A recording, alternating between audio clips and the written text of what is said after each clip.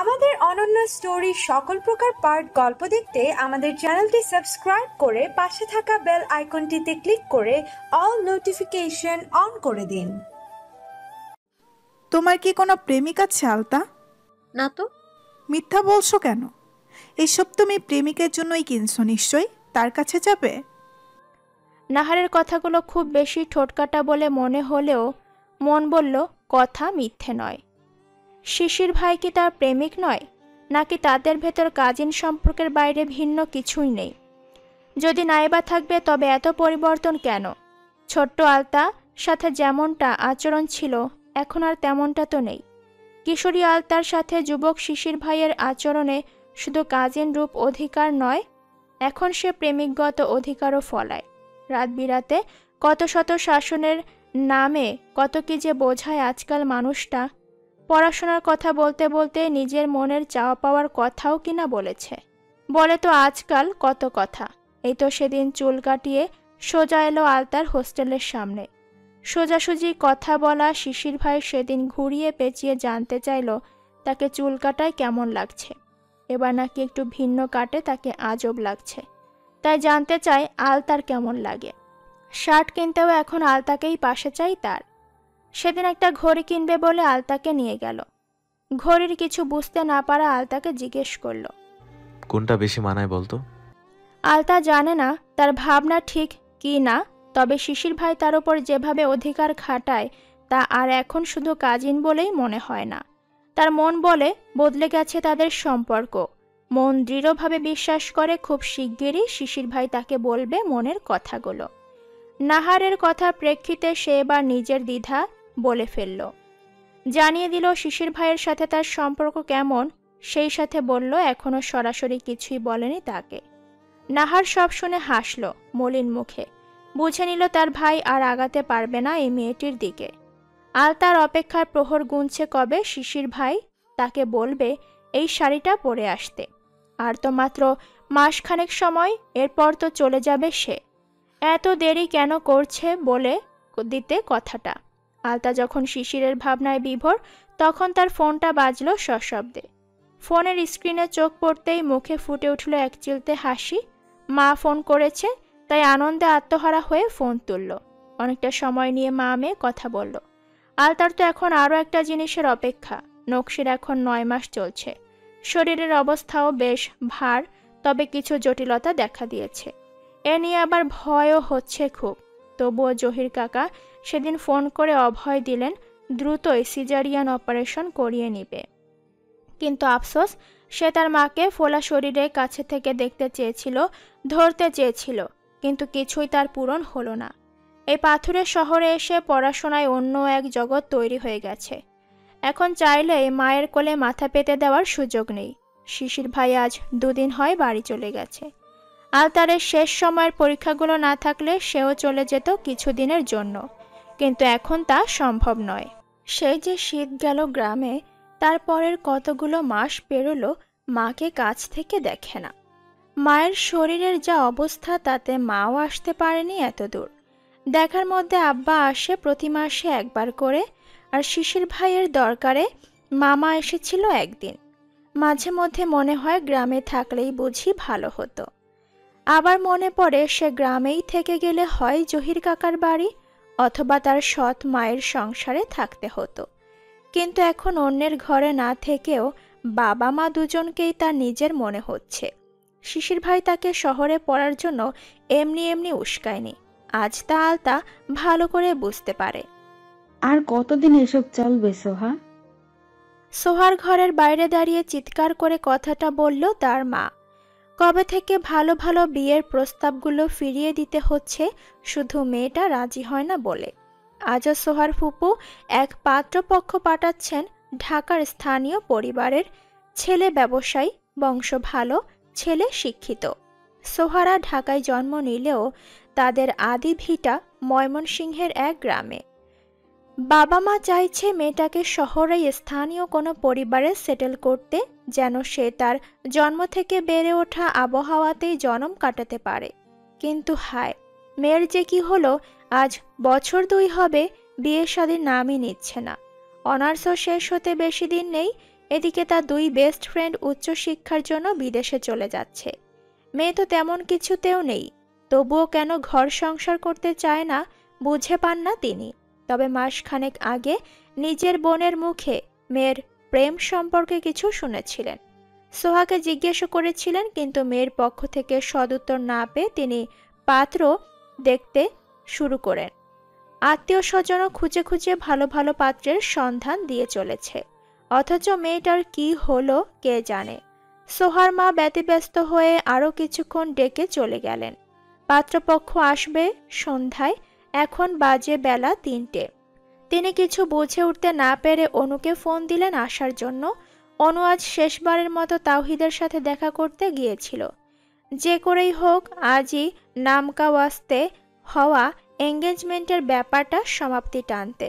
কিন্তু সোহার আম্মু কল দিয়ে সমস্যা বলতেই সে উঠে গেল তাওহিদের সামনে থেকে। তোমার সাথে অন্য একদিন ফাইনাল কথা বলবো এবং তোমার আংটিটাও নিয়ে আসবো। কথাটা বলেই সে তাওহিদের সামনে থেকে চলে গেল আর পেছনে ফেলে গেল ব্যথাতুর দৃষ্টির মানুষটাকে। একটা মানুষ কাউকে ভালোবেসে তার অবহেলা কতদিন সহ্য করতে পারে তাওহিদ জানে না সে কথা, শুধু বুঝতে পারছে তাকে আরও অবহেলা সহ্য করে যেতে হবে। চাইলেই সে জোর খাটাতে পারে এই মেয়েটার ওপর, কিন্তু তার মনটা সায় দেয় না বলেই সহ্য করছে। দিনের 3য় প্রহর চলছে। শিশির একটু ঘুমাবে ঘুমাবে করেও ঘুম এলো না চোখে। আজ সে কতগুলো দিন হয়ে গেছে বাড়ি এসেছে। হলের সিট সে এখনও ছাড়েনি, এখান থেকে আবারও যাবে সেখানে। শেষ মুহূর্তে হল থেকেই এয়ারপোর্টের উদ্দেশ্যে বের হবে বলেই সেটাই সুবিধা। এমনিতেও আরও কিছু কাজ আছে ঢাকায়, আর তাতে সবচেয়ে বড় কাজ আলতার ভর্তি পরীক্ষা নিয়ে যেন কোনো সমস্যা না হয় সেদিকটার একটা ব্যবস্থা করে যাওয়া। শিশির চায় আলতা যে করেই হোক ঢাবিতে চান্স পাক, তবে সেটা না হলেও যেন ভালো কোথাও পায়। পরিচিত এবং খুব কাছের বন্ধু বান্ধবীদের সাথে আলতাকে পরিচয় করিয়ে দিয়ে যাবে, যেন প্রয়োজনে তাদের সহযোগিতা নিতে পারে। শিশির নিজের ঘরে শুয়ে এসবই ভাবছিল, তখনই কানে এলো অপুর কণ্ঠ। শিশির ভাবছিল তার বন্ধু নিশ্চয়ই তাকে ডাকতে এসেছে, কিন্তু খেয়াল করে শুনল। শিফা কথাটা শুনে চিন্তিত হলো। বাড়িতে বড় ভাবি নেই, তিনি শরৎকে সাথে নিয়ে শিউলির শ্বশুর বাড়ি গেছে। নকশির ননদ বলতে তো জহির ভাইয়ের চাচাতো বোনদের কেউ একজন হবে, তার মানে নকশির কাছে মুরব্বি গোছের কেউ নেই। শিফা একটু ঘাবড়ে গেল তৎক্ষণাৎ, কিন্তু শিশির ঘর থেকে বেরিয়ে এসেছে। সে জিজ্ঞেস করলো কি সমস্যা। শিফা তা বলতেই শিশির বলল, আম্মা তুমি বোরকা পরে আসো, আমি আগে গিয়ে গাড়ির ব্যবস্থা করি। জহির বাড়ি নেই, সে নিজ কাজে শহরে গেছে। বাড়িতে রেখে গেছে তার বিধবা চাচাতো বোন জাহানারাকে। সে নকশিরই বয়সী, কিন্তু তার একার পক্ষে সম্ভব নয় নকশিকে নিয়ে হাসপাতালে যাওয়ার। নকশি যখন আচমকা পেটে ব্যথা বলে ছটফট করছিল, তা দেখে জাহানারা ভয়ে তার মা মানে জহিরের চাচিকে ডাকল। বৃদ্ধা নকশির অবস্থা যাচাই করে বললেন, ওর তো সময় হয়ে গেছে, দাই ডাকতে হইব। নকশির গর্ভাবস্থায় কিছুটা জটিলতা আছে, সে কথা জাহানারা শুনেছিল জহির ভাইয়ের মুখে, তাই সে তার মাকে থামিয়ে জহিরকে ফোন দিল। জহির যথেষ্ট দূরে আছে, সে বলল, আহসানদের বাড়িতে খবর দে, শিশির শরৎ কাউকে বল হাসপাতালে নিয়ে যেতে। তুই বা নকশির ভাবিদের কাউকে বল, তারাই যাবে, আমি সোজা হাসপাতালে আসি। জাহানারা কথাগুলো শুনে নিজেই বের হচ্ছিল মাস্টার বাড়িতে যাওয়ার জন্য। বাড়ির গেটে অপুকে দেখে বলল, ও বাড়ি একটা খবর দে। ছেলেটাও দেরি না করে এসে খবরটা জানালো। শিশির বাড়ি থেকে কিছুটা এগোতেই পরিচিত একজনের অটো দেখতে পেল। শিফাও একদম প্রস্তুত হয়ে নকশির কাছে গিয়ে দেখল শিশির অটো নিয়ে হাজির। তারা আর কাল বিলম্ব না করে নকশিকে নিয়ে ছুটল সদর হাসপাতালে। তারপর কাটলো আরও ঘন্টা 3। এর মধ্যে এক ব্যাগ রক্ত লাগলো শিশিরের বন্ধু অপুর সাথে গ্রুপ মিলে যাওয়ায় সেই দিল। জহির তখন এসে পৌঁছায়নি হাসপাতালে। নকশির যে অবস্থা তাতে সিজারের বিকল্প ছিল না, কিন্তু তার আগে যে বন্ড সাইন করতে হবে সেটা নিয়ে কিছু সমস্যা দেখা দিল। লিগ্যাল অভিভাবক ছাড়া সই কে করবে? ডাক্তার যখন মানতে নারাজ তখন বাধ্য হয়ে জহিরের সাথে ফোনে কথা বলে শিশিরকেই দেওয়া হলো অভিভাবকের নাম। শিশির কাগজটাতে সই করতেই শুরু হলো অপারেশন। এর মধ্যে শরৎ আর জয়তুনও বাড়ি ফিরে ঘটনা জানতে পেরে তারাও চলে এলো হাসপাতালে। আরও দীর্ঘ সময় কাটল সবার চিন্তিত মনে। অপারেশন থিয়েটার থেকে একসময় বের হলো ডাক্তার নার্সরা। সবার কৌতূহলী দৃষ্টি দেখে ডক্টর মুচকি হেসে শিশিরকে বলল, পেশেন্ট আপনার কি হয়? ফুপু আম্মা। ভাই হয়েছে আপনার, মিষ্টি নিয়ে আসেন বড় ভাই। কথাটা হাসতে হাসতে মজা করে বলল ডাক্তার। শিফা, জয়তুন, শরৎ উপস্থিত সবার মুখে আনন্দের হাসি। সকলেই আলহামদুলিল্লাহ বলে জহিরকে ফোন করতে বলল। শরৎ জহির কাকাকে সুসংবাদ জানাচ্ছে। এদিকে শিশির একটু সরে গিয়ে আলতাকে ফোন দিচ্ছিল। হুট করে তার পেছন থেকে অপু এসে কাঁধে হাত রেখে ফিসফিস করে বলল, মিষ্টি খাওয়ান শালার বোন জামাই, শালা হয়েছে আপনার, সেই খুশিতে জলদি করে মিষ্টি নিয়ে আসেন দুলাভাই। বন্ধুর মশকরা শুনে শিশির শব্দ করে হেসে উঠল। একটু দূর থেকে সকলে তার হাসি দেখে বিস্ময়ে তাকাতেই হাসি বন্ধ করে মুখটাকে স্বাভাবিক করে নিল ঝটপট। ওপাশে আলতা কলটা আগেই রিসিভ করে হ্যালো হ্যালো করছে। দুলাভাইয়ের কাছে মিষ্টি চাচ্ছে অপু। ফোনটা কানে রেখে ফিসফিস স্বরে বলল শিশির। কি? আলতা বুঝতে না পেরে প্রশ্ন করলো শিশিরকে। শিশির মিটিমিটি হাসতে হাসতে ফোন কানে ধরেই হাসপাতাল থেকে বের হলো। আলতার সাথে কি মজাটা ঠিকঠাক করেই ফেলবে? থাক, আজ নয়, যাওয়ার আগেই তাকে প্রপোজ করবে, তবেই এমন মজা করবে, সে কথা ঘুরিয়ে বলল। ভাই হয়েছে তোর, সেজন্য ফোন করলাম। মিষ্টি খাওয়াবি না? সত্যি সত্যি শিশির ভাই আমার ভাই হয়েছে? আম্মা কই, আমি দেখবো তাদের। আনন্দে উচ্ছ্বাসে চেঁচিয়ে উঠল আলতা। সন্ধ্যা রাতে শুরুর এই সময়টা আলতা বইয়ে মুখ গুজে অপেক্ষা করে শিশিরের ফোন কল আর মেসেজের। আজও সেই অপেক্ষা নিয়ে পড়তে বসেছিল, কিন্তু আজকের কলটা তাকে অন্যান্য দিনের চেয়েও দ্বিগুণ আনন্দিত করলো যেন। শিশিরের এখন মনে হচ্ছে এই কথাটা যদি ভিডিও কলে বলতো তাহলে নিশ্চয়ই এই দেখে তার চঞ্চল পাখির উচ্ছ্বাসটুকু সচক্ষে দেখে অন্তর জুড়িয়ে নিতে পারত। ইস, কেন আগে এই কথাটা মাথায় এলো না, এখন আফসোস হচ্ছে। আলতার সাথে আরও কিছু কথা বলে শিশির ফোন করে অনু আর সোহাকেও জানালো সবটা। বাচ্চার ছবি তুলে একে একে আলতা, সোহা আর অনুকেও দিল। গ্রুপ কলে মজা করে সোহাও বলে ফেললো হবু শালার মিষ্টি খাওয়াতে। কথাটা শুনতে অনু ফট করে কল থেকে বেরিয়ে গেল। শিশির ভাবলো হয়তো নেটওয়ার্ক প্রবলেম, কিন্তু সোহা বুঝলো এখন এভাবে কথাটা বলা উচিত হয়নি। নকশির শারীরিক অবস্থা মোটামুটি ভালো দেখে শিফা শিশির বাড়ি ফিরে গেল। নকশির সাথে রাতে জাহানারা আর জয়তুন থেকে গেলে জহিরকেও রাতে বাড়ি পাঠিয়ে দিল তারা। ছেলে হয়েছে, প্রথম সন্তান হয়েছে জহিরের, একথা ভাবতেই বুকের ভেতর কেমন টালমাটাল এক অনুভূতিতে ভেসে যাচ্ছে সে। বয়স কত হলো তার? 40 তো কবেই পেরিয়ে গেছে। তার বন্ধুরা মেয়ে বিয়ে দিয়ে ফেলেছে, যাদের ছেলে আছে তারা ছেলে বিয়ে করাবে ভাবছে। এই যে বন্ধু আহসানুল্লাহর ছেলেই তো কত বড় হয়ে গেল, শহরে পড়াশোনা করছে, কদিন বাদে বিদেশ চলে যাবে। গ্রামের অশিক্ষিত পরিবারের হলে এতদিনে হয়তো শিশিরও বিয়ে করে নিত, আর নিজেরই সন্তান থাকতো, আর এতদিনে কিনা জহির সন্তানের বাপ হলো। বন্ধুরা নাতিপুতি কোলে নিয়ে ঘুরবে, আর সে এতদিনে বাবা হয়ে ছেলে নিয়ে ঘুরবে, ভাবতেই হাসি পাচ্ছে, চোখে জল চলে আসছে। তবুও খোদার দ্বারে মোনাজাত তুলে সে শুকরিয়া আদায় করল তার একজন বংশধর, তার নিজের একটা সন্তান তো হলো। বছরখানেক আগেও কি ভেবেছিল তার জীবনে তার নাম জিইয়ে রাখার মতো কেউ থাকবে? খোদার শুকরিয়ার পর সে কৃতজ্ঞতা প্রকাশ করতে চাইল তার স্ত্রীর। একমাত্র নকশির জন্যই তো সে অপেক্ষা করেছে টানা 15 বছর। নকশি যদি এখনও রাজি না হতো তবে এই সুখ সে কোথায় পেত? নকশির পরই তার মন থেকে দোয়া আসে আলতার জন্য। জহির জানে, সে বোঝে আলতা নিজের মাঝে কতখানি কষ্ট চাপা দিয়ে তার মাকে জহিরের করে দিয়েছে। আলতা না চাইলে কোনোদিনও সে নকশিকে পেত না নিজের করে। আলতাই চেয়েছিল তার মায়ের জীবনটা গুছিয়ে দিতে। এতে যে সে নিজেই কত কষ্টকে বুকে লালন করছে তা এখনকার আলতাকে দেখলেই বোঝা যায়। চঞ্চল হরিণীর মতো ছুটে বেড়ানো বাচ্চা মেয়েটা এমনি এমনি নিরীহ শাবক হয়ে যায়নি। মা ছাড়া যার দুনিয়ায় কেউ ছিল না, সে এখন মায়ের কাছ থেকে কত দূরে চলে গেছে, ভেবেই জহিরের মন গলে গেল। আবেগরা তরল হয়ে উঠল চোখের ভেতর। তবে সেই তরল জল গড়িয়ে পড়ার আগেই সে আলতাকে ফোন দিল। ফোন বাজলো বার কয়েক, কিন্তু ওপাশ থেকে রিসিভ না হওয়ায় একটু চিন্তিত হলো জহির। ফোনটা রেখে ঘুরে ঘুরে নিজের পুরো ঘরটা দেখল। ঘরে এখন কিছু জিনিস কিনতে হবে তার সন্তানের জন্য, আর সেগুলো কি কি আর কোথায় রাখবে সব ভেবে নিচ্ছে এক মনে। তারপরই মনে হলো কাল সকালে মিষ্টি কিনতে হবে, কিন্তু কত কেজি কিনবে, কাকে কাকে পাঠাবে, পুরো পাড়ায় মিষ্টি বিলানোর জন্য কত কেজি লাগবে সেগুলো ভাবতে বাদ নেই তার। এমনই বুঝি হয় প্রত্যেকটা পুরুষের জীবনে। প্রথম সন্তান, ঘরের প্রথম অংশীদারের জন্ম বড় আনন্দের হয়।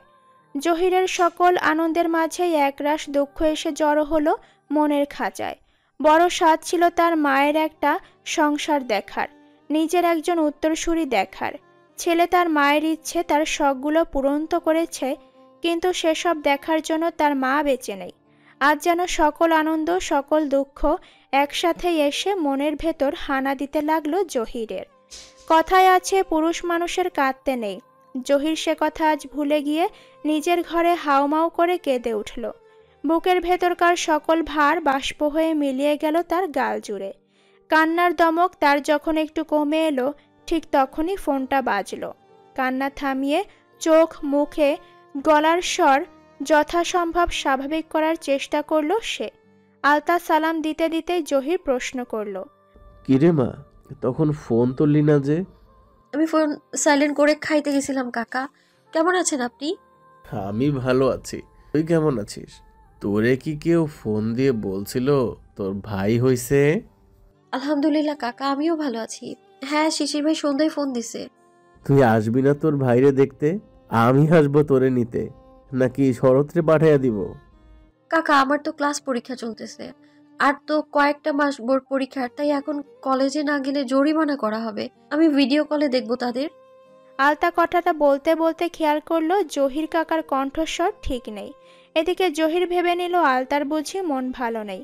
সে সত্যিই তার মাকে বিয়ে দিয়ে বড় কষ্টে আছে, আর এ কারণেই জহিরের বুক ভার হয়ে উঠল আবার। তার মনে হলো আলতাকে বলা উচিত, আমি তোর থেকে তোর মাকে ছিনিয়ে নিইনি। নকশি তোর মা, তোর আজীবনের কাছের মানুষ সে। তুই চলে আয় এখানে। আমি অযত্ন করব না কোনোদিন তোর। মাথায় করে তোকে আগলে রাখবো, তোকে আমার প্রথম সন্তান হিসেবে সবসময় আগলে রাখবো। কিন্তু না, এসব কথা সে মুখে আনতে পারল না। কেন জানি মনে হলো তার দেওয়ার সান্ত্বনা আলতা মেয়েকেই মনে করবে। আলতার নিজের বাবা আছে, সে জহিরের বাবা সুলভ আচরণ সবসময় নকল ভাববে। তবে ফোন রাখার আগে আরও একবার বলল, তোর সুযোগ হলেই জানাবি, আমি তোকে আনার ব্যবস্থা করব। তোর আম্মা তোর জন্য মন খারাপ করে থাকবে, জানিসই তো কত ভালোবাসে তোর আম্মা তোরে। জহির কাকা, ভাই হয়েছে, আপনি খুশি হননি? জহির এভাবে ভীষণ অবাক হলো আলতার কথায়। তার মনে হচ্ছিল আলতা খুশি হয়নি। এদিকে আলতা ভাবছে জহির কাকা খুশি হয়নি। আমি অনেক খুশি হয়েছি তো। তোর আম্মার কাছে সারা জীবন কৃতজ্ঞ থাকবো রে। তোর মতো একটা মেয়ে দিল, এখন একটা ছেলে দিল। আমার সংসারটা পূর্ণ হয়ে গেছে রে মা, শুধু তোর মায়ের কারণেই তো, তাই না? আমিও অনেক খুশি কাকা। আমি সুযোগ হলেই বাড়ি আসবো আমার ভাইকে দেখতে। আলতার কথায় এবার বুকের ভার কমে এলো জহিরের। ফোন রেখে সে আবারও ভাবতে লাগলো তার ঘর আবার নতুন করে সাজাবে। শুধু ছেলে নয়, মেয়ের জন্য একটা ঘর সাজাবে। নকশির মেয়ে তারও মেয়ে। আলতা এখন থেকে গ্রামে আসবে, এ বাড়িতে থাকবে। আহসান মামার বাড়ি সে শুধু বেড়াতে যাবে। নিজের নতুন সংসার এবার আরও সুন্দর করে সাজিয়ে তুলবে জহির নকশিকে নিয়ে। সারা রাত সত্যিই আর ঘুম হয়নি জহিরের। সকাল হতেই সে তৈরি হয়ে হাসপাতালে গেল নাস্তা কিনে। জয়তুন আর জাহানারা দুজনেই নাস্তা খেয়ে একটু বের হলো ছোট্ট কেবিনটা থেকে। জহির কেবিনেই বসে রইল নকশির বিছানায়। কোলে তার ছেলেকে নিয়ে অপলক চেয়ে আছে, বারংবার বলছে, বাবু তো দেখি একদম তোমার মতো হয়েছে নকশি, শুধু গায়ের রংটা পাইছে তার বোনের। নকশি চুপচাপ জহিরের কথা শুনে যাচ্ছে আর নীরবে দেখছে জহিরকে। এই মানুষটা তার আজীবনের সঙ্গী হয়েছে। জীবনের অর্ধেকটা পেরিয়ে এতদিনে এসে তার আসল রং খুঁজে পেল। এই বয়সে এসে তারা দুজন এক সুতোয় জুড়ে গিয়ে নতুন এক অস্তিত্বকে জন্ম দিল। মেয়েটা কত বড় হয়ে গেছে, এই তো কদিন পর কলেজের গণ্ডি পার করবে, আর এখন কিনা সেইটুকুনি একটা বাচ্চা পালবে। আর কয়টা বছর, তারপর তো মেয়ের বিয়ে দিবে, বাড়িতে জামাই আসবে, তখন তার বাবুটা কতটুকু হবে ভাবতেই এখন লজ্জায় মুখ লুকিয়ে ফেলতে ইচ্ছে করছে, আবার অন্যরকম অপার্থিব এক সুখও অনুভূত হচ্ছে। জীবনের কত ধারা সে পরখ করে নিচ্ছে একসাথেই। জীবন সুন্দর যদি পাশে থাকার মানুষগুলোর মন সুন্দর হয়। নকশি অনেক ভেবে দেখেছে, তার পাশে যখন অসুন্দর মনের আলেয়া ছিল, আওলাদের ভাবির মতো মানুষ ছিল, তখন নকশির জীবন হয়েছিল বিষাক্ত। তারপর সবুজের সহযোগিতায় সে গ্রাম ছেড়ে আহসান ভাইয়ের বাড়ি আসতেই তার জীবন হয়ে উঠল রঙিন ফুলের মতো। তাতে কাঁটা সরে গেল একটা সময়, সুবাস আর রঙে চারপাশ তার ছেয়ে গেল। এখন শুধু বিষমুক্ত বনানীতে তার বসবাস। জহিরের দিকে তাকিয়ে সে ভাবতে লাগলো তার গোটা জীবনটাকে নিয়ে। সময়ের নিপুণ ধারাবাহিকতায় শিশিরের জীবনের মাতৃভূমির অধ্যায় শেষ হয়ে এলো। ব্যাগপত্র, প্রয়োজনীয় কাগজপত্র সবকিছুই তার গোছানো হয়ে গেছে। টিকিট, ফ্লাইট টাইম, এমনকি লন্ডনের মাটিতে তার অবস্থানের সময়টাও ঘড়ির কাঁটা মেপে ঠিক হয়ে আছে। এখন শুধু হাতে আছে একটা দিন বাকি প্লেনে চড়ার। গ্রাম থেকে সবাইকে একসাথে বিদায় দিয়ে এসেছে। আজ দিন 2 হলো। শিফার কান্নাকাটি থেমে নেই সেই থেকে, তবে আহসানুল্লাহ নিজেকে শক্ত রাখতে পারছেন। জয়তনও থেকে থেকে বকে চলছে আহসানকে তার এক কথা, বহুত পড়ালেখা হয়েছে, আর কি পড়বি, এবার মার বুকে ফিরে আসুক, বিদেশে যাওয়ানোর কোনো দরকার নাই। শরত মাকে বুঝিয়ে বুঝিয়ে ক্লান্ত। পড়াশোনা ছাড়া জিনিস নয়, যত পড়বে তত জানবে, তত জীবনটাকে সুন্দর করতে পারবে। কিন্তু সে কথায় কান কে দেয়? শিশিরের ফ্লাইট পড়েছে শনিবার সকাল 11টায়। ইমিগ্রেশন সংক্রান্ত ব্যাপারের জন্য সে 10টার আগেই এয়ারপোর্টে থাকবে বলে জানিয়েছে অনুকে। অনু আর তার ফ্লাইট একসাথে হলেও লন্ডনে পৌঁছে তাদের যেতে হবে ভিন্ন 2 জায়গায়। অনু উঠবে তার বাবার এক পরিচিতার বাড়িতে, আর শিশির যাবে তার প্রফেসরের দেয়া ঠিকানায়। হাতের সময় শুধু আর 1.5 দিন আছে শিশিরের, তাই সে সোহা আর অনুকে গ্রুপ কল করলো। রাতের তখন সময় 8:35। প্রথমে কল সোহায় ধরল। সে জানতে চাইল কি হয়েছে। শিশির বলল আগে অনু আসুক, একসাথে বলবো দুজনকে। মিনিট কয়েক অপেক্ষার পর যখন অনু জয়েন করলো, শিশির তখন বলল, আমি কাল একটা কাজ করতে চাই, তোরা কি আমাকে একটু হেল্প করবি? কথাটা বলার সময় শিশিরের কণ্ঠ যেন কিছুটা লজ্জিত ছিল।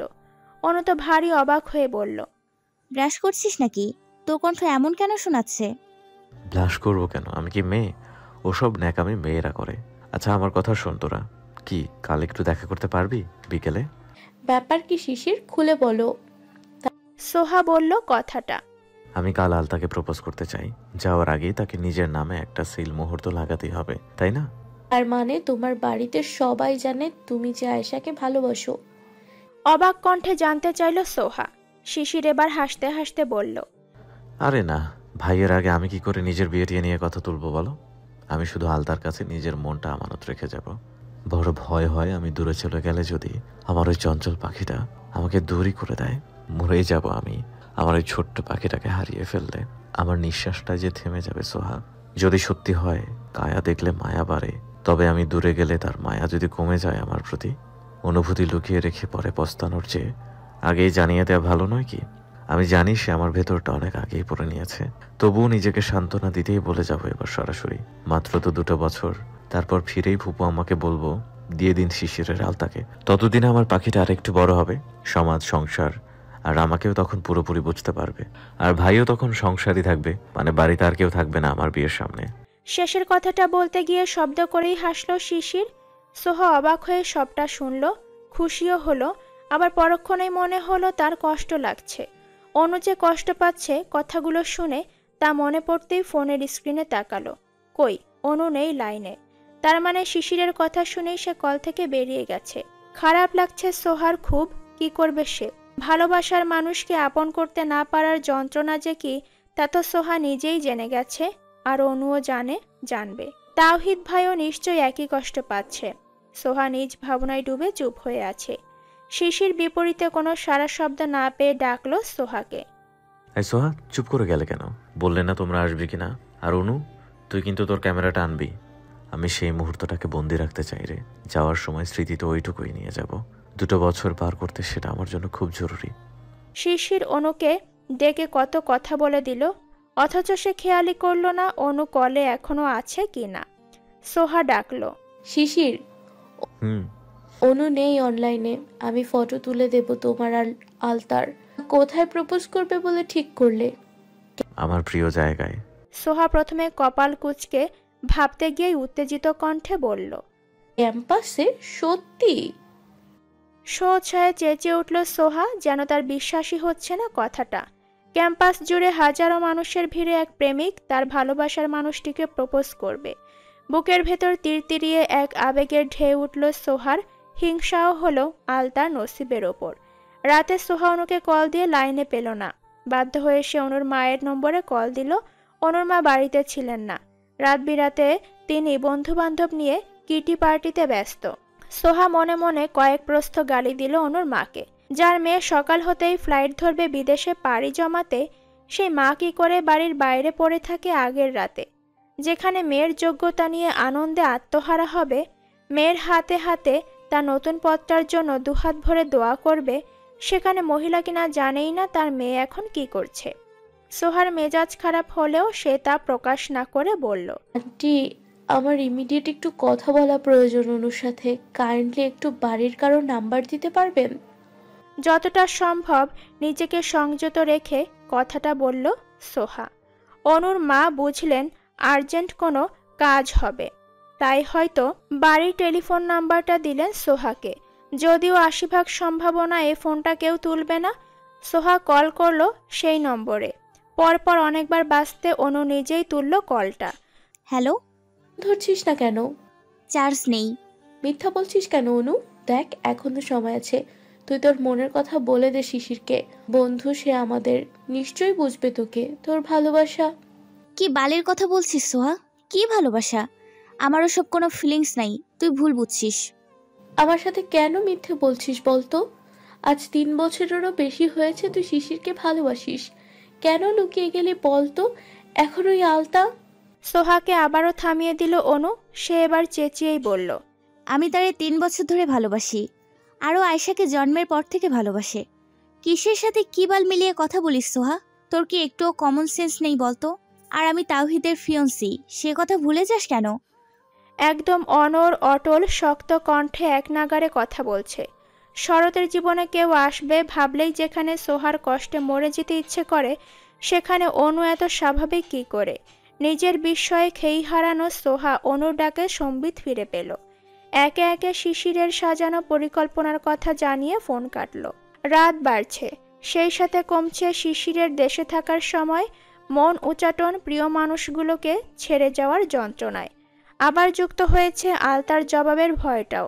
আলতা যদি কাল তার প্রস্তাবের সম্মতি না দেয়, যদি ফিরিয়ে দেয় তাকে ভরা মজলিসে শূন্য করে, মন বড় অস্থিরতায় কাঁপিয়ে দিচ্ছে শিশিরের ভেতর বাহির সবটা। অথচ এসএসসি পরীক্ষা কিংবা ঢাবিতে ভর্তি পরীক্ষার ফলাফল নিয়েও সে এতটা উতলা হয়নি। নিজের মনকে শান্ত করতে সে আজ পরপর 3-4টে সিগারেট শেষ করেও শান্ত করতে পারল না। অবশেষে মনে হলো তার সকল স্বস্তি তার আলতার মাঝেই লুকিয়ে আছে। হাতঘড়িটাতে সময় দেখলো রাত 12টা ছুঁই ছুঁই। আলতা এখনো ঘুমায়নি, হয়তো তার রাত জেগে পড়ার অভ্যাস হয়ে গেছে। অস্থির মনটাকে শান্ত করতেই সে ডায়াল করলো আলতার নম্বরে। ফোন বাজার কয়েক সেকেন্ডেই সেটা রিসিভ হলো। আলতা কিছু বলার আগেই শিশির বলে উঠল, মেসেজটা পেয়েছিস? হুম। ওই শাড়িটাই পরে আসিস কাল। তুই ঠিক 4টা বাজে ওই রেস্টুরেন্টে আসবি, বুঝলি? পরে আমি তোদের নিয়ে ক্যাম্পাসে যাব। আমাদের? হ্যাঁ। ও হ্যাঁ, তোকে বলা হয়নি। সোহা অনুও তো থাকবে। ও। একটু যেন নিভল আলতা অনু। সোহা থাকবে শুনে। মেসেজে তো বলেছিল একটা সারপ্রাইজ আছে, কাল তুই রেস্টুরেন্টে আসবি। মেসেজের রেস্টুরেন্টের লোকেশন দেয়া ছিল, সেটা তার হোস্টেল থেকে কাছেই। তার ধারণা ছিল শেষ মুহূর্তে নিশ্চয়ই শিশির ভাই তাকে ভালোবাসি কথাটা বলেই দেবে। কিন্তু তাদের ভালোবাসার মাঝে ওদেরও কেন থাকতে হবে? আলতা চুপ করে কথাটা ভাবছিল। ওপাশ থেকে বলল শিশির, চুপ করে গেলি কেন? এমনি। ও আমি কিন্তু এখনো মিষ্টি পাইনি। এবার আলতা অবাক হলো ভীষণ। সে কৌতূহলী হয়ে জানতে চাইল কিসের মিষ্টি। শিশিরের মুখে চওড়া হাসি ফুটল এবার। সে শব্দ করে হাসতে হাসতেই বলল, ভাই হয়েছে তো মিষ্টি খাওয়াবি না? ও আচ্ছা, খাওয়াবো। কোন মিষ্টি খাওয়াবি? বলতে বলতেই মিটমিটিয়ে হাসছে শিশির। আলতা ভেবে পেল না মিষ্টি আবার কোন মিষ্টি। পরে মনে হলো ঢাকায় এসে সে অনেক পদের মিষ্টি খেয়েছে, বোধহয় শিশির ভাই ভিন্ন রকম কোনো মিষ্টি খাবে। সে ভাবতে লাগলো তার কাছে এখন কত টাকা আছে, 400 নাকি 500 আছে, ঠিক মনে নেই, গুনতে হবে। সে এবার বলল, কোন মিষ্টি খাবে বলো, সেটাই খাওয়াবো। যে মিষ্টি বলবো তাই খাওয়াবি তো? পরে আবার না বলতে পারবি না কিন্তু। এবার আলতার একটু সন্দেহ হলো। সে ভয়ে ভয়ে বলল, কি এমন মিষ্টি খাবে যার জন্য এত ভনিতা করছো শিশির ভাই? অপেক্ষা কর, কালই বলবো, এবং কালই আমি সেই মিষ্টি খাবো। চলে যাওয়ার আগে একটা বার তা না খেলে যে আমি দূরে গিয়েও শান্তি পাবো না। শিশির হাসছে, বলছে আর ভাবছে আলতার আগামীকালকের অবস্থা। রং মাখা ভোর, ভিজে রোদ্দুর, শিশিরের বিন্দু, মন অতল সিন্ধু, তুমি ছিঁয়ে দিও শিশিরের মতো ফোটায় ফোটায়, আমি আলতা হয়ে রব মিলিয়ে তোমার। আরও কিছু শব্দের যুগলবন্দি মনে মনেই তৈরি করতে চেয়েছিল আলতা, কিন্তু তার শব্দভাণ্ডার এতই অল্প যে সে চেয়েও আর কিছু লিখতে পারেনি। ফোন কিবোর্ডে লাইনগুলো লিখে চুপটি করে বসে রইল কিছু সময়। তবুও পারল না শিশিরকে সেন্ড করতে এই ছোট ছোট বাক্যগুলো। মনের কোণে আজ শিশির জমেছে, আলতার গলে যাওয়া বাকি। তবুও চঞ্চল মন সকল বৈরী সময়কে ভুলে আজ আবার চঞ্চল ছটফটে হতে চাইছে। রাত শেষ হতেই তার পুরো শরীর জুড়ে শিহরণ জেগে উঠছে শিশিরের সামনে যাওয়ার আকাঙ্ক্ষায়। রাতভর ঘুমটাও খুব দুশ্মনী করেছে তার সাথে আজ। এখন এই সকালেই মাথা ভার হয়ে আছে সারাটা দিন কেমন কাটবে তা কল্পনা করতে করতে। ফোনের দিকে আরও কিছুক্ষণ তাকিয়ে গা ঝাড়া দিয়ে উঠল। তার নতুন রুমমেট টুম্পা তার বয়সী, তবে মেয়েটি অন্য কলেজে পড়ে। টুম্পা প্রতিদিন রাতে ঘুমানোর আগে ফেস প্যাক লাগিয়ে মুখে দেয়। মেয়েটা বলেছে এই ফেস প্যাক দিয়ে তার ত্বক দারুণ চকচক করে, একদম যেন কাচের ত্বক তার। আলতার মনে হলো তার ত্বকটা আগের চেয়ে কিছুটা ফ্যাকাশে হয়ে গেছে। এখন হুট করে কেউ তাকে দেখলে শ্বেতাঙ্গ বিদেশি বলে ভুল করে। তার কি একটু রূপচর্চা করা দরকার? এমন কোনো টোটকা নেই যা দিয়ে তার ত্বকটা খুব সাধারণ বাঙালির মতো মনে হবে? টুম্পাকে কি একবার জিজ্ঞেস করবে এ ব্যাপারে? কথাটা মাথায় আসতেই সে ফিরে তাকালো তার সামনের দিকের বিছানাতে। কাঁথা জড়িয়ে ঘুমিয়ে আছে টুম্পা। এখন ডাকলে হয়তো রাগ করবে। আলতা চলে গেল হাত মুখ ধুয়ে ফ্রেশ হতে। তখনই টের পেল ফোনটা কেঁপে কেঁপে উঠছে। ভাইব্রেশনে থাকায় কলে এসে কাঁপছে বুঝতে পেরে আলতা ফোনটা হাতে নিল। শিশির ভাই নাম দেখতেই বুকের ভেতর তিরতিরিয়ে হাওয়া লাগলো। সত্যি কি আজ তেমনটা হবে যেমনটা সে ভাবছে? আজই শিশির ভাইয়ের মনের কথা জানা হয়ে যাবে? ভালোবাসার মৌখিক দখল আজই নেবে তারা দুজন দুজনার? যদি আলতা বলতে না পারে শিশির ভাইকে তার ভালোবাসার কথা, না না, আজ মুখে মুখে বলে দিতে হবে সবটা। শিশির ভাই দূরে গিয়ে যদি ভুলে যায় তাকে, তার চেয়ে ভালো আজই লজ্জা শরমকে তালাবদ্ধ করে মনটাকে বিছিয়ে দেবে তার তরে। এরপর গুনতে হবে অপেক্ষার পালা। দূর থেকে দূরত্বের যন্ত্রণায় পিষ্ট হবে দুজন, তবুও অপেক্ষার মধুময় স্বাদ আস্বাদন করে এক হবে। কত কি ভাবনায় কল কেটে গিয়ে পুনরায় বাজতেই আলতার ভাবনা ছেদ হলো। এবার রিসিভ করে কানে তুলতেই ভেসে এলো সেই আদেশপূর্ণ কণ্ঠস্বর। এখনো ঘুমাচ্ছিলি? না তো। তাহলে কল ধরতে এত সময় লাগলো কেন? রুমে ছিলাম না। আচ্ছা শোন, শাড়িটা পরে আসিস, আর সময় চেঞ্জ করেছি, 9টার মধ্যেই চলে আসিস রেস্টুরেন্টে। পারবি না? শিশিরের কথা শুনে তৎক্ষণাৎ আজ্ঞাবহ দাসের মতো জবাব দিল, পারবো। ঠিকঠাক পারবি তো, নাকি আমি আসবো? ভেবে বল। আমি পারবো। এখান থেকে রিকশায় 10 মিনিটের পথ। আমি আগেও তো গিয়েছি অনেকবার। আচ্ছা তবে চলে আয়, আমি অপেক্ষা করব। শিশির আর কোনো বাক্য ব্যয় না করে ফোন কাটল। আলতা ভাবলো আগে সময় দেখা যাক কয়টা বাজে, তারপর না হয় সে তৈরি হবে। সে ফোনের স্ক্রিনে দেখলো সময়টা, আর সাথে সাথে মাথায় হাত। 7:30 বেজে গেছে। তার মানে আর 1.5 ঘন্টা। তার তো গোসল করে চুল মুছতেই 1 ঘন্টা পেরিয়ে যাবে। শাড়ি পরে সেজে বের হতে হতে 9টা কি খুব বেশি কম সময় হলো না? বক্ষপিঞ্জরের তীব্র ছটফটানি এবার আলতাকে আরও এলোমেলো করে দিল। সে দপ করে বসে পড়ল বিছানায়। গুনে গুনে 1 ঘন্টা তার ওভাবেই কেটে গেল বসে থেকে। টুম্পা যখন ঘুম থেকে উঠল তখন আলতাকে দেখে কিংকর্তব্য বিমূঢ় হয়ে গেল। আলতার অসাড় অচল বসে থাকা দেখে আতঙ্কিত গলায় ডেকে উঠল, কি হয়েছে আয়শা? Everything is okay? এই এক ডাক আবার আলতাকে বাস্তবে ফিরিয়ে আনলো যেন। সে বসা থেকে উঠে অস্থির পায়ে ব্রাশ নিয়ে বেরিয়ে গেল বাথরুমের উদ্দেশ্যে। 5 মিনিটেই সে মুখ হাত ধুয়ে এসেছে। এই মুহূর্তে গোসল করা সম্ভব নয় ভেবে নিজের ছোট্ট কাপড়ের ড্রয়ারটা থেকে শাড়ির ব্যাগটা বের করলো। শিশিরের দেওয়া সেই জারুল রঙা শাড়ি, এর সঠিক নাম বোধহয় ল্যাভেন্ডার, নাহার বলেছিল। আলতা 2 হাতে শাড়িটাকে মেলে দেখে নিল ভালো করে। এর সাথে নতুন ব্লাউজটা সাদা রঙের এনেছে সে। নাহার বলেছিল এই শাড়িতে সাদা ব্লাউজ সুন্দর মানায়, তাই আলতাও তাই কিনেছে। একা একা শাড়ি পরাটা ভালো নাও হতে পারে ভেবে টুম্পাকে বলল শাড়িটা পরিয়ে দিতে।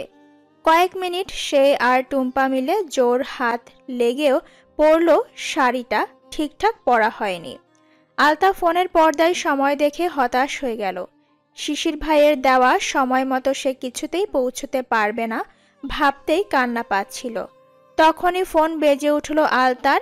এবার মনে হলো শিশির ভাই রেগে যাবে, তবুও ভয় নিয়েই ফোন তুলল সে। টুম্পা তখনও শাড়ির কুচি তোলার চেষ্টা করছে।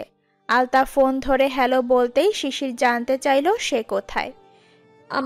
আমি শাড়ি পরতে পারছি না, কাপা কাপা কণ্ঠস্বরে জবাব দিল আলতা। কান্নার ঢেলা আটকে আছে গলায়, তা বুঝতে বাকি নেই শিশিরের। খুব হাসি পেল ভাবতেই মেয়েটা তাকে এখনো আগের মতোই ভয় পায়। শিশির যে তাকে প্রচণ্ড রকম ভালোবাসে একথা কি আলতা জানে না? না জানার তো কথা নয়। শিশির শুনেছে মেয়েদের নাকি অদৃশ্য এক তৃতীয় চক্ষু আছে, তাদের এক দারুণ বোঝার ক্ষমতা আছে, যা দ্বারা তারা বুঝতে পারে কোনো ছেলের তাদের প্রতি থাকা সম্মোহন, মোহ বা ভালোবাসা। তাহলে আলতারও নিশ্চয়ই এতদিনে বুঝে যাওয়ার কথা শিশির ভাই তাকে কতটা ভালোবাসে। শিশির আলতার ভয় টের পেয়ে তাকে শান্ত করতে বলল, শাড়ি পরতে না পারলে বাদ দে। মজা করে আরেকটু বলল, তুই যেমন আছিস তেমনই চলে আয়, তোকে আর কে দেখবে? আমি তো তোকে এমনিতেই চোখে হারাই। শেষ বাক্যটা বড্ড অস্পষ্ট রেখে উচ্চারণ করল শিশির। আলতাও তাই বুঝতে পারল না কথাটা। শিশির পাশ থেকে কেউ হয়তো ফিসফিসিয়ে কিছু বলছে, তা শুনে শিশির আবার আলতাকে বলল, তুই সময় নিয়েই দেখ শাড়িটা পরতে পারিস কিনা, দেরি হলে সমস্যা নাই। আচ্ছা আমি রাখছি, তুই তাড়াহুড়ো না করে সাবধানে আসিস। শিশির কল কেটে ফোন পকেটে রাখতেই অনু কোনোই খামচে ধরল তার। চলে আসছে নাকি সময় লাগবে আরো? ও এখনো শাড়ি পরতে পারছে না বলে মন খারাপ করছে, আরো সময় লাগবে আসতে। গ্রেট, তাহলে আমাদের কাজ হয়ে যাবে, কি বলিস?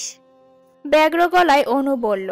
কিন্তু শিশিরের ভালো লাগছে না এসব অভিনয়। যেখানে সম্পর্কটা রাখার ইচ্ছে নেই সেখানে এত লুকোচুরির কি আছে? সরাসরি ব্রেকআপ কর, বিয়ে তো আর হয়ে যায়নি। আংটি ফিরিয়ে দে, পরিবারকে জানিয়ে, তাহলেই তো হয়ে যায়। কিন্তু না, সোহা আর অনুর কথা সেভাবে সম্ভব নয়। তাওহিদকে চরমভাবে অপমান না করলে সে অনুর পিছু ছাড়বে না। শিশির বলল সেটা কি করে সম্ভব, আর তাতেই দুজনে চমৎকার একটা পরিকল্পনা করেছে বলে জানালো। সব শুনে শিশির বলল, বলির পাঠা, তোরা আমাকেই কেন বানাবি? কিন্তু 2 বান্ধবী তার জবাবে শুধু বলেছে, তুই তো তুরুপের গুটি, তাই তোকেই লাগবে।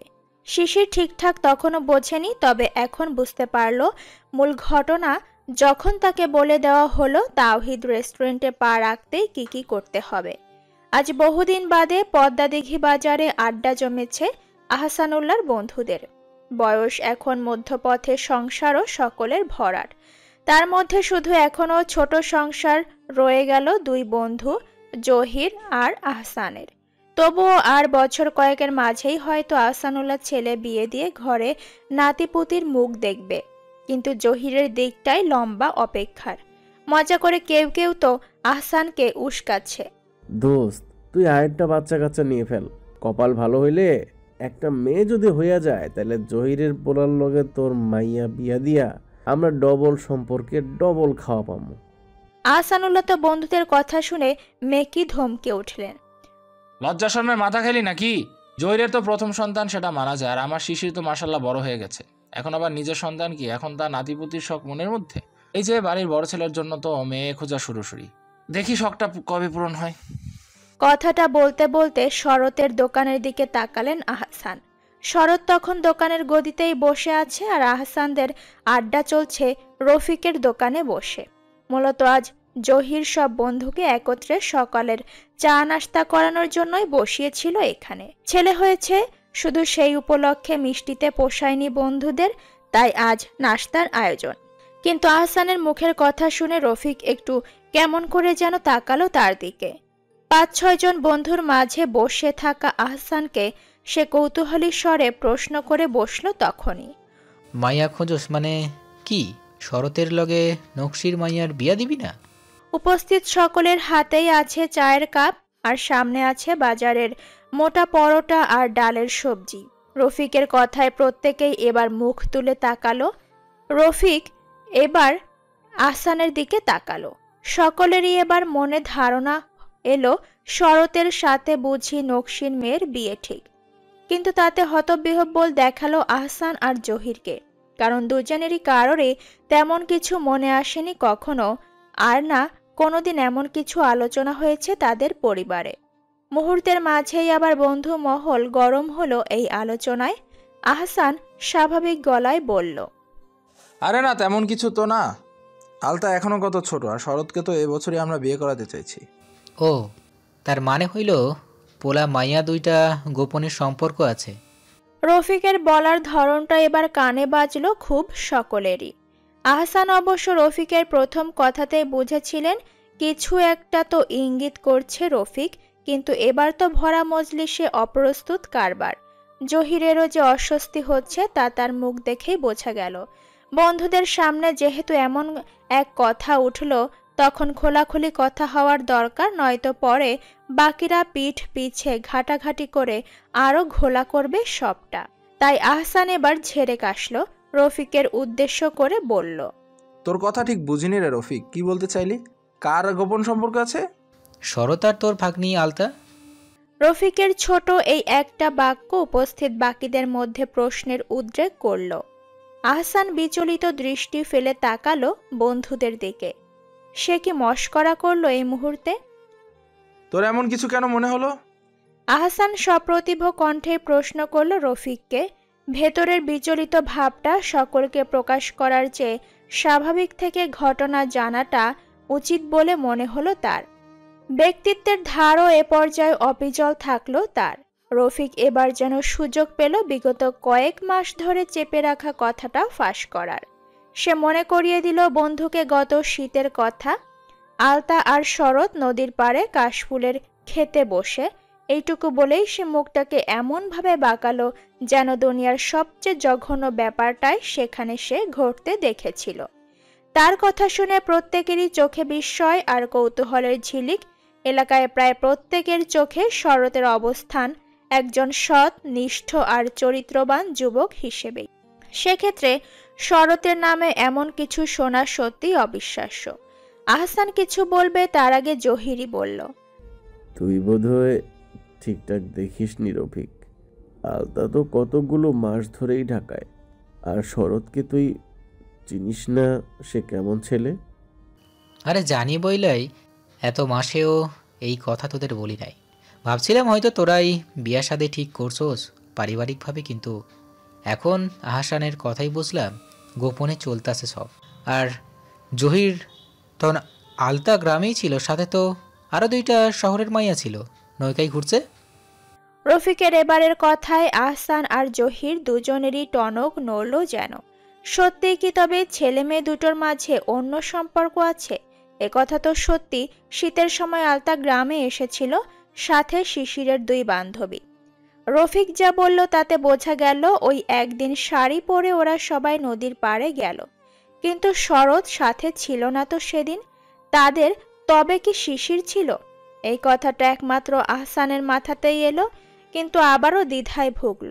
রফিক তো শিশির আর শরৎ কাউকে চেনে না, সে কেন শিশিরকে দেখে শরতের নাম বলবে? নাশতার পর্বটা খুব বেশি আর জমল না বন্ধুদের। যে যার নিজ কাজে চলে গেলে আহসানও নিজের দোকানে গিয়ে বসল। জহিরও চলে যাচ্ছিল, আবার কি মনে করে আহসানের কাছে গেল। নকশিকে কি বলবো কোনো কিছু এই বিষয়ে? না থাক, হুট করে ওকে কিছু বলবি, পরে সে চিন্তিত হবে। তার চেয়ে ভাবি আগে ঘটনা কি। আজ আবার শরৎ বাড়ি থাকবে না, আমরা রাতে ঢাকা যাব শিশিরকে এয়ারপোর্টে দিতে। ভাবি বাড়ি এলে মনে করাবে একটা আলোচনা করার আছে তোমাদের সাথে। শরৎকে আমি কখনো শুধু ভাতিজা বলে ভাবিনি, নিজের বড় সন্তান তাকেই মনে করি, তাই একটা সিদ্ধান্ত নিয়েছি তার জন্য। সকালের সময়টা রেস্টুরেন্টে কোলাহল কম। শিশির একবার চারপাশে ভালো করে নজর বুলিয়ে নিল। সোহা দাঁড়িয়ে আছে রেস্টুরেন্টের ঠিক দরজা মুখ, এর পেছনে গোপন এক প্ররোচনা সংঘটিত আছে। রেস্টুরেন্টের কাঁচ ঘেরা দরজা বরাবরই শিশিরদের টেবিল, সেখানেই দাঁড়িয়ে আছে অনু আর শিশির। সোহা খেয়াল করেছে রাস্তার পাশে তাওহিদের গাড়ি। লোকটা গাড়ির ডোর লক করে পায়ে পায়ে উঠে আসছে দরজা অভিমুখে। তা দেখতে পেয়ে সোহা ইশারা করলো শিশিরকে। তৎক্ষণাৎ এক হাঁটু গেড়ে বসে পড়ল শিশির অনুর সামনে, হাতে তার ছোট্ট একটা বাক্স। তা দেখে মনে হচ্ছে সেটা কোনো রিং বাক্সই হবে হয়তো। তাওহিদ কাচের দরজা ঠেলে আধখোলা রেখে দাঁড়িয়ে পড়ল। শিশির অনুর অবস্থান দেখতেই তার সহজ সরল দৃষ্টি নিমেষেই কঠিন হয়ে উঠল, চোয়াল শক্ত হলো, হাত দুটো আচমকায় মুষ্টিবদ্ধ হয়ে গেল। সোহা আর চোখে সেই দৃশ্য দেখেই সরে পড়ল জায়গাটা থেকে। হাতে তার ফোন, ভিডিও অন করে ভাব এমন করলো যেন সে দৃশ্যটুকু ক্যামেরা বন্দি করতেই এই দূরত্বে দাঁড়িয়ে আছে। তাদের পরিকল্পনা সফলভাবে এগিয়ে চলছে। আলতা রিক্সা থেকে নেমে ভাড়া মিটিয়ে পা বাড়ালো গন্তব্যে। রেস্টুরেন্টের দরজার কাছে এসে দাঁড়িয়ে পড়ল সামনে দাঁড়ানো কোনো পুরুষকে দেখে। বিরক্ত লাগলো তার। লোকটা কেমন দরজা আগলে দাঁড়িয়ে আছে, অন্যরা কি করে ঢুকবে? মনে মনে ভেবে নিয়েছে তার মিষ্টি মধুর অনুভূতির মুহূর্তে কিছুতেই মুডটাকে খারাপ হতে দিবে না, তাই খুব ধীরে ভদ্রতার সাথে বলল, একটু সাইড দিন, আমি ভেতরে যাব। লোকটার কর্ণগোচর হলো না বুঝি আলতার কণ্ঠস্বর। সে আবারও একই বাক্য উচ্চারণ করতে লোকটা একটুখানি সরে জায়গা দিল, অথচ পুরোপুরি চলে গেল না। আলতা এবার বিরক্ত ভঙ্গিতে আঁচলের কোণ আঙ্গুলে টেনে পা বাড়ালো। মাত্র কয়েক সেকেন্ড আর এক পা বাড়িয়ে থমকে গেল আলতা। চোখ দুটো কি অতিরিক্ত ফোন চালনায় নষ্ট হয়ে গেল? সে কি ভুলভাল দেখছে এখন এই আলোয় ঝলমল জায়গাটাতেও? মাথার ভেতর ভোমরের ভন ভন আওয়াজের মতোই কেমন আওয়াজ হচ্ছে। হাত পাগুলো কেমন অসাড় লাগছে। চোখ ছলছল, গলায় আটকে গেছে কান্নার ঢোক। সামনে বাড়িয়ে দেওয়া পা এবার ঠিক পেছনে ফিরে এলো আগের জায়গায়। অস্পষ্ট সুরে শুধু উচ্চারিত হলো, শিশির ভাই। আলতার সেই অস্পষ্ট সুর দরজায় দাঁড়ানো ব্যক্তিটা ঠিকই শুনল। বুকের ভেতর জ্বলে ওঠা আগুনটাকে পাত্তা না দিয়ে সে ফিরে তাকালো পাশে দাঁড়ানো শাড়ি পরিহিতা মেয়ের দিকে। তাওহিদের কয়েক মিনিট সময় লাগলো আন্দাজ করতে মেয়েটির বয়স। প্রথমে সে প্রাপ্তবয়স্ক কেউ বলেই ধারণা করেছিল, কিন্তু মেয়েটি যখন রেস্টুরেন্ট থেকে বের হয়ে বাইরের সিঁড়িতেই বসে পড়ল, তখন আর তাওহিদও দাঁড়ালো না অনু শিশিরের রঙ্গমহল দেখতে। সেও মেয়েটির সামনে গিয়ে দাঁড়ালো। অবাক চোখে তাকিয়ে রইল মেয়েটির দিকে। বয়স কত হবে, 16-17, কিন্তু নাক মুখ চোখ যেন অপ্সরাসে, আর গায়ের রং এত গোলাপি। তাওহিদের মনে হলো মেয়েটি বোধহয় ব্রিটিশ বংশোদ্ভূত কোনো পরিবারের, নয়তো এমন রং এশিয়ানদের মধ্যে শুধু পাকিস্তানিদের হয়তো হয়। অনু আর শিশিরের মুহূর্তটুকু যেমন তার মস্তিষ্কে আগুন ঢেলে দিচ্ছিল, ঠিক তেমনই শীতল ঢল নামলো এই মেয়েটিকে দেখে। এই মেয়েটা কি ওই শিশিরকে ভালোবাসে? অনুর মতো কি শিশিরও ধোঁকা দিল তার প্রেমিকাকে? এক মুহূর্ত মনে হচ্ছিল এক্ষুনি ভেতরে ঢুকে শিশিরকে খুন করে ফেলে, কিন্তু পর মুহূর্তে মনে হচ্ছে দোষিত অনু, শিশিরের সাথে তার কি শত্রুতা। আলতার চোখ মুখ লাল হয়ে গেছে কান্না চেপে রাখার চেষ্টায়। রাস্তার মানুষজন তাকিয়ে দেখছে এভাবে তার পাবলিক প্লেসে বসে থাকা। বুকের ভেতর যে ঝড় চলে তা কেন অচেনা লোকদের দেখানো। বসা থেকে উঠে দাঁড়িয়ে সোজা চলে গেল রাস্তায়। খালি রিক্সা পেতেই সে ফিরে গেল হোস্টেলে। রুমে ঢুকে গা থেকে টেনে খুলে ফেলল শাড়িটা। কাঁধে কুচিতে পিন লাগানো অংশটা টেনে ছিঁড়ে ফেলল অনেকটা। দুই হাতে শাড়িটাকে ছুঁড়ে ফেলে বসে পড়ল মেঝেতে। আকাশ পাতাল এক করে কেঁদে উঠল বুক ভাঙা আর্তনাদে। একেই বুঝি বলে প্রতারণা, যেমনটা আজ শিশির ভাই করল।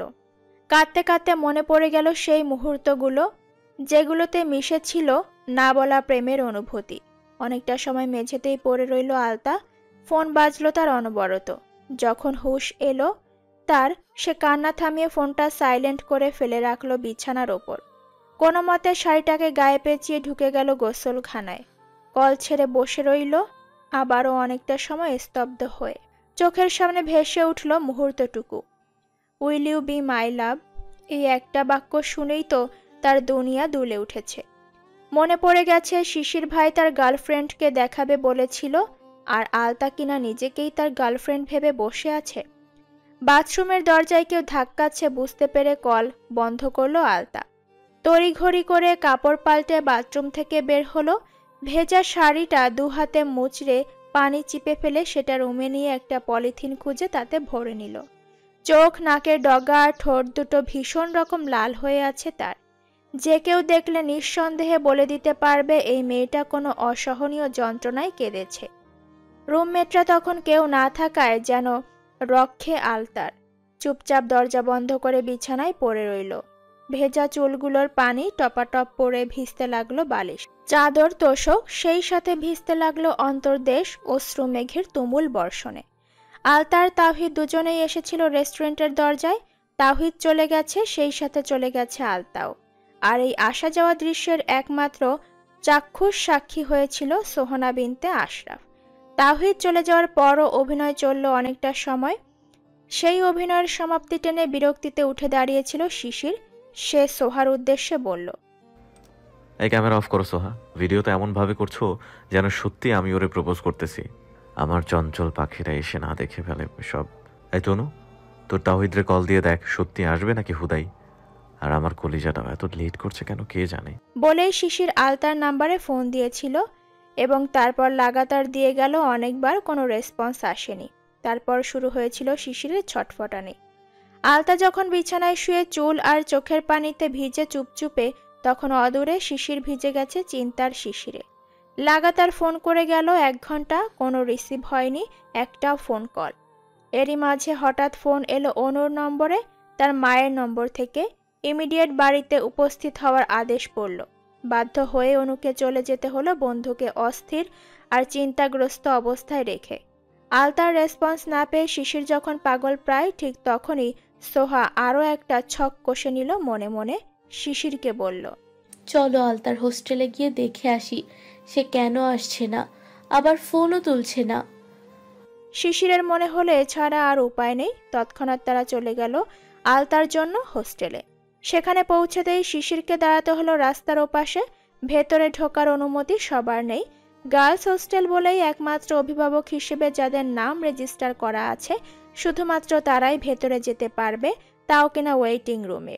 সেক্ষেত্রে আলতার জন্য আওলাদ আর শরতের নাম দেওয়া হয়েছিল। শিশির নিজেই বসিয়েছিল নাম দুটো, আর আজ মনে হলো খুব বড় ভুল হয়েছে তার। সোহার কোনো সমস্যা হয়নি ভেতরে যাওয়া নিয়ে, সে অনায়াসেই চলে গেল। শিশিরের কাছে জেনে গেল রুম নাম্বার।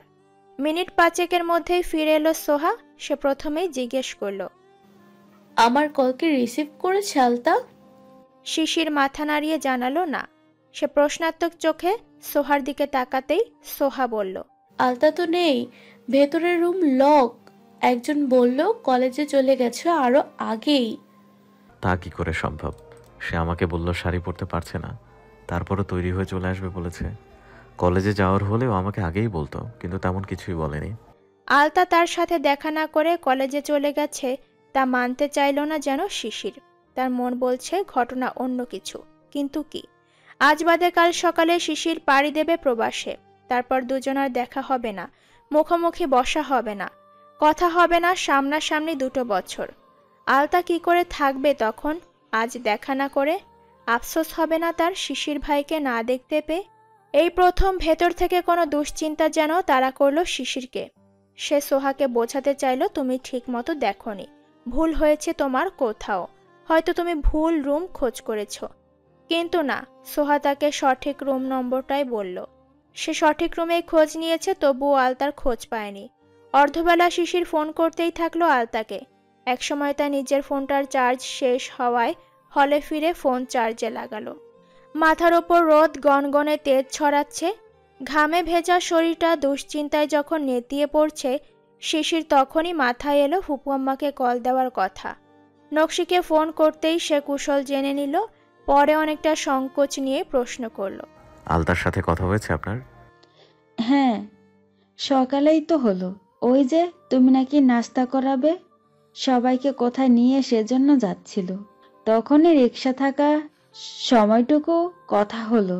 পরে বলতেছে চলে আসছে, তাই ফোন কেটে দিল। আবার রাতে ভিডিও কল দিবে বাবুকে দেখতে। ওর তো এখন কল দেওয়ার রুটিন বদলে গেছে তার ভাইয়ের জন্য। হাসতে হাসতে মেয়ের কথা বলতে লাগলো নকশি। তার কথা শুনে ফোনের ওপাশে আরো বেশি চিন্তায় পড়ল। কোনো মতে নকশির সাথে কথা শেষ করে আবারও কল লাগালো শিশির। এবার ফোনটা রিসিভ হলো। শিশির কিছু বলে ওঠার আগেই আলতা মুখ খুলল। কলেজ থেকে ফোনে নোটিশ দিয়েছে আগামী 3 মাসের মধ্যে একটা ক্লাসও যে মিস করবে তার প্রতিদিন 300 টাকা করে জরিমানা। তাই হঠাৎ চলে গিয়েছি, ফোনটা ভুলে রুমে রেখে গেছি, তাই তোমায় কিছু জানাতে পারিনি। আলতার কথা শুনে প্রচণ্ড রাগ করবে নাকি কৈফিয়ত চাইবে, এই হুট করে আজকেই একদম এমন নোটিশ কি করে এলো? তাও কিনা আজই নোটিশ দিল, আজই তা কার্যকর হচ্ছে। দাঁতে দাঁত চেপে চুপ করে রইল সে কিছু সময়। আলতার আবারও কান্নায় নিজেকে শেষ করে দিতে ইচ্ছে করছে। প্রাণপণে স্বাভাবিক থাকার চেষ্টা করে সে বলল আবার, সব গোছগাছ হয়ে গেছে শিশির ভাই? শিশির তার রুমেই পায়চারি করলো কয়েক সেকেন্ড, তারপর হুট করেই কল কেটে দিল। আলতা কল ব্যাক করল না, মনে মনে চাইল শিশিরও আর কল না দিক। তার যে বড় কষ্ট হচ্ছে কথা বলতে, এত যন্ত্রণা হচ্ছে বুকে, যা সে তার সাথে ঘটে যাওয়া দুর্ঘটনায় আঘাত পেয়েও হয়নি। ফোনের দিকে তাকিয়ে চোখের কোণে জমে থাকা জলটুকু ছেড়ে দিল সে। এরপর কেটে গেল সময়, আরও কয়েক ঘন্টা। শিশির রাগ দমিয়ে এবার ঠিক করলো এখনই দেখা করবে আলতার সাথে। জেদ আর অভিমানে পিষে এই শেষ সময়টুকুও না হাত থেকে বেরিয়ে যায়, পরে আফসোস করে মরতে হবে 2 বছর। কে বলতে পারে সে 2 বছরে যদি আলতা বদলে যায়? না না, একথা ভাবতেও যে তার হৃৎপিণ্ডটা ছিঁড়ে আসতে চায়। শিশির আবার কল দিল আলতাকে, কিন্তু আশ্চর্যজনকভাবে তার ফোন তুলল তারই রুমমেট টুম্পা। সে জানালো আলতা প্রচণ্ড মাথা ব্যথায় ওষুধ খেয়ে এখন ঘুমিয়ে পড়েছে, আর তাকে যেন কোনো প্রয়োজনেই ডাকা না হয় বলে দিয়েছে। শিশির বিনা বাক্যে কল কেটে দিল। কঠিন মুখটাতে তার হঠাৎ করেই কেমন অসহায়ত্বের কুয়াশা ছেয়ে গেল। হাতে গুনে আর মাত্র 13 ঘন্টা সময় আছে তার হাতে। আলতা তার হোস্টেল থেকে আর আধ ঘন্টা পর কিছুতেই বের হতে পারবে না। হাতে গুনে 30টা মিনিট সময় তো সে নিতে চেয়েছিল আলতার থেকে, আজ সেটাও নেই আলতার কাছে। তবে কি আলতার অনুভূতির ভুল ব্যাখ্যা জেনেছে শিশির? আলতার মনে তার জন্য কিছুই নেই, কোনো দাম নেই তার আলতার জীবনে। সিগারেটের প্যাকেট হাতে সে হল থেকে বেরিয়ে গেল। রাস্তার ফুটপাত ধরে হাঁটতে হাঁটতে সিগারেট ধরালো। কয়েক মিনিটে প্রথম সিগারেট শেষ করে কল দিল বাড়িতে। আব্বা আর শরৎ ভাই বাড়ি থেকে রওনা দিবে 10টায়। তার বুঝি মন্দ কপাল এই বিদেশ যাত্রার নামে। ফোন করতে জানতে পারলো আব্বার প্রেশার বেড়ে অসুস্থ হয়ে পড়েছে। শরৎ একা আসবে তার কাছে, শরৎই তাকে বিদায় জানাবে। তবে কি তার জন্য এ যাত্রা অশুভ? কুসংস্কার না মানা শিশিরেরও মনে অজানা শঙ্কা ঢুকে গেল হঠাৎ। মন বলছে বাদ দে, স্বপ্নের কথা থেকে যা আপন মানুষগুলোর কাছে। যুক্তি বলে এভাবে ভয় পেতে নেই। শরৎ ফোনে খুব বোঝালো চিন্তা না করার কথা, বলল আম্মা আব্বা জেঠির সাথেও। রাতটা কেটে গেল নির্ঘুম, সিগারেটের ধোঁয়ায় ডুবে। তার পাশে তার সাথে রাত জেগেছিল হলের বন্ধুরাও। সকাল হতেই ফজর পড়ে শিশির কল দিল অনুকে। 9টার ফ্লাইট, ইমিগ্রেশনের জন্য আগেই থাকতে হবে। শরৎ এসে পৌঁছায়নি তখনও। তা দেখে শিশির বাড়িতে কল দিল প্রথমে। আহসানুল্লাহর প্রেশার কমেছে কিছুটা, তবুও বিছানায় আছে। শরৎকে ফোন করে জানা গেল সে পৌঁছে গেছে প্রায়। সোহাকেও ফোন করতে ভুলল না শিশির, শুধু একটা নম্বরে কল দিবে করেও মন বলল অপেক্ষা কর, কল আসবে। সে অপেক্ষা নিয়ে এসে গোসল সারল, জামা কাপড় পরে তৈরি হয়ে নিল। শেষ মুহূর্তের দেখা সাক্ষাৎ। হলের প্রভোস্ট স্যার থেকে শুরু করে সিনিয়র জুনিয়র, এমনকি দারোয়ান মামা আর মালি কারো কাছ থেকেই বিদায় নেওয়া বাদ রইল না। চেনা জানা সকলের দোয়া আর শুভকামনার পসরা নিয়ে পা বাড়ালো এয়ারপোর্টের উদ্দেশ্যে। শরৎ আসার পর আর এক মুহূর্ত ব্যয় না করে শিশির বেরিয়ে এলো হল ছেড়ে। তার ব্যাকপ্যাক লাগেজ নিয়ে সিএনজিতে বসতেই শরৎ বলল, আমাদের আলতা বানুর কি খবর? তার সাথে দেখা করতে যাবি না? মুখ ভার করে বাইরের দিকে তাকিয়েছিল শিশির। শরতের কথা শুনতেই সে বলে উঠল, সময় নেই ভাই, কথা হয়েছে ওর সাথে আর ওর জরুরি ক্লাস আছে সকালেই। শরৎ সব শুনে আর আলতার কথা বলল না। সে অন্য প্রসঙ্গে কথা তুলল আর মনে মনে ভাবতে লাগলো সোহার কথা। আনমনেই ভেবে গেল সোহার পাগলামিগুলো। খুব সম্ভবত ঢাকায় এসেছে, আবার অনুর সাথেও দেখা হবে বলে মনে পড়ে গেল সোহার কথা। একবার মনে হলো শিশিরকে জিজ্ঞেস করুক সোহা কি আসবে না তার বন্ধুদের সি অফ করতে, কিন্তু না, এই প্রশ্নটাই অপ্রয়োজনীয় তাদের মাঝে। যথাসময়ে এয়ারপোর্টে পৌঁছে গেল অনু আর তার পরিবার, সাথে সোহাও এসেছে। শিশিররা পৌঁছতেই সোহা একটু আড়াল হয়ে দাঁড়ালো, যেন সে কিছুতেই শরতের মুখোমুখি হতে চায় না। নির্দিষ্ট সময়ে শিশিররা চলে গেল ভেতরে। অনুর বাবা মা ফিরে যাওয়ার সময় সোহাকে সঙ্গে যেতে বলতেই সে জানালো তার একটু কাজ আছে পাশেই, তাই তারা চলে গেলেন সোহাকে রেখে। শরৎকেও সাথে নিতে চেয়েছিল। শরৎ অনুর বাবাকে জানালো সে তার কাজিনকে দেখতে যাবে, তাই আর সঙ্গে যাওয়া সম্ভব নয়। সত্যি সে আলতার সাথে দেখা করতে যাবে, কিন্তু সোহার থেকে যাওয়াটা তাকে ভাবনায় ফেলল। মেয়েটা কি আবারও আগের মতো পাগলামি করবে? হাতে আরও ৪৫ মিনিট সময় বাকি। শিশির বসে আছে এক কোনায় ওয়েটিং সিটে। অনু ওয়াশরুমে গিয়েছিল, ফিরেই শিশিরকে জিজ্ঞেস করেছে নাস্তা করেছে কিনা। শিশির জানালো করেছে। শরৎ আসার পর নাস্তা তারা পথেই করেছে। অনু আরও অনেক রকম কথা বলতে থাকলো বাকি সময়টা, অথচ শিশির পুরোটা সময় অপলক চেয়ে রইল ফোনের স্ক্রিনে। কাঙ্ক্ষিত নম্বরটি থেকে কি আজ তার জন্য একটা মেসেজ, কল কিংবা মিস কল আসবে না? সত্যি কি তার আলতা তাকে ভালোবাসেনি? আলতার মন কি এতটুকুও বড় হয়নি যতটুকু হলে সে বুঝতে পারবে তার শিশির ভাইয়ের ভেতরের অনুভূতি? অ্যানাউন্সমেন্টে জানা গেল সময় ফুরিয়েছে। অনু উঠে পড়েছে, বসা থেকে উঠে দাঁড়ালো শিশিরও। শেষ মুহূর্তে আরও একবার ফোন নাম্বারটা দেখে একবার নিজেই কল দিল আলতার নাম্বারে। আপনার ডায়ালকৃত নম্বরটিতে সংযোগ প্রদান করা সম্ভব হচ্ছে না।